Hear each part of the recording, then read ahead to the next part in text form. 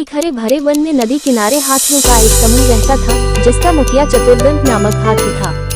वर्षों से वह समूह उस वन में सुखमय जीवन व्यतीत कर रहा था, किंतु एक समय वन अकाल की चपेट में आ गया। नदी का जल सूख गया, वन की हरियाली चली गई और हाथी भूख प्यास से मरने लगे।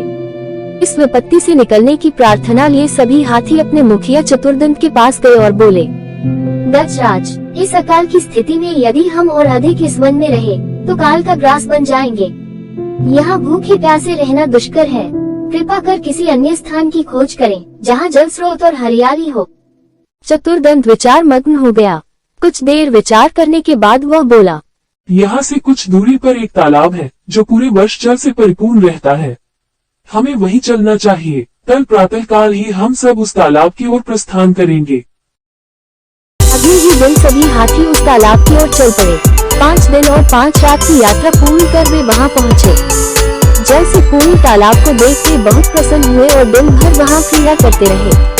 संध्या होने पर वे बाहर निकले और वन में चले गए। तालाब के किनारे खरगोशों की बस्ती थी, जिसमें उनके असंख्य बिल थे, किंतु हाथी इससे अनभिज्ञ थे, अतः वे खरगोशों के बिलों को रौंदते हुए निकल गए।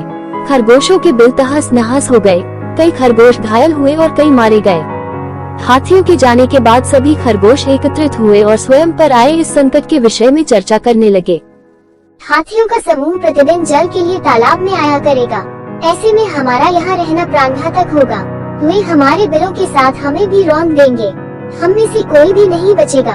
हमारा वंश समाप्त हो जाएगा। जीवन है तो सर्वस्व है।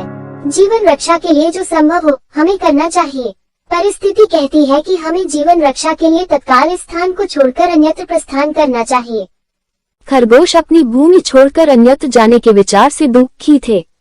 उनका देख लंबकर्ण नामक खरगोश आगे आया और बोला, हम वर्षों से इस भूमि पर निवास कर रहे हैं। हम अपनी भूमि क्यों छोड़े? इस भूमि पर हमारा अधिकार है। हमें हाथियों से बात कर उन्हें यहाँ आने से रोकना चाहिए।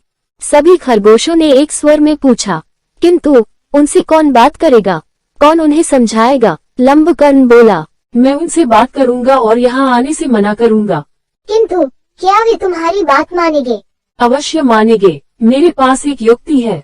मैं उनसे कहूंगा कि ये तालाब चंद्रमा में बैठे खरगोश का है और उसने आप लोगों का यहाँ आने से मना किया है।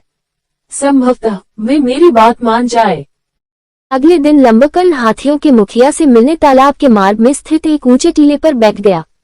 जब हाथियों का समूह वहां से गुजरा तो वह हाथियों के मुखिया चतुर्दंत से बोला, गजराज, क्या आपको ज्ञात नहीं ये तालाब चांद में रहने वाले खरगोश का है? आपको बिना उसकी अनुमति के इस तालाब के जल का उपयोग नहीं करना चाहिए। चतुर्दंत ने पूछा, तुम कौन हो? लंबकर्ण ने बोला, मैं चांद में रहने वाले खरगोश का संदेशवाहक हूँ। उसने मुझे अपने संदेश के साथ आपसे मिलने भेजा है। संदेश क्या वह है? संदेश है कि इस पवित्र तालाब में चंद्रदेव का वास है, इसलिए तुम लोग इसके जल का उपयोग नहीं कर सकते। मैं कैसे मान लूं कि यह तालाब चंद्रदेव का है? जब तुम मुझे तालाब में चंद्रदेव के दर्शन कराओगे तभी मैं ये बात मानूंगा और अपने दल को यहाँ आने से रोकूंगा। चलो मेरे साथ और स्वयं देख लो। कहकर लंबकर्ण चतुर्दंत को तालाब के किनारे ले गया। उस समय तालाब में चांद की छाया पड़ रही थी। लंबकर्ण चतुर्दंत को वह छाया दिखाते हुए बोला, गजराज, देखो तालाब में चांद का वास है। अब तो मेरी बात मान लो। चांद की छाया को चंद्रदेव समझकर चतुर्दंत ने उसे प्रणाम किया और वहां से लौट गया। उसके बाद उस तालाब में हाथियों का समूह कभी नहीं आया।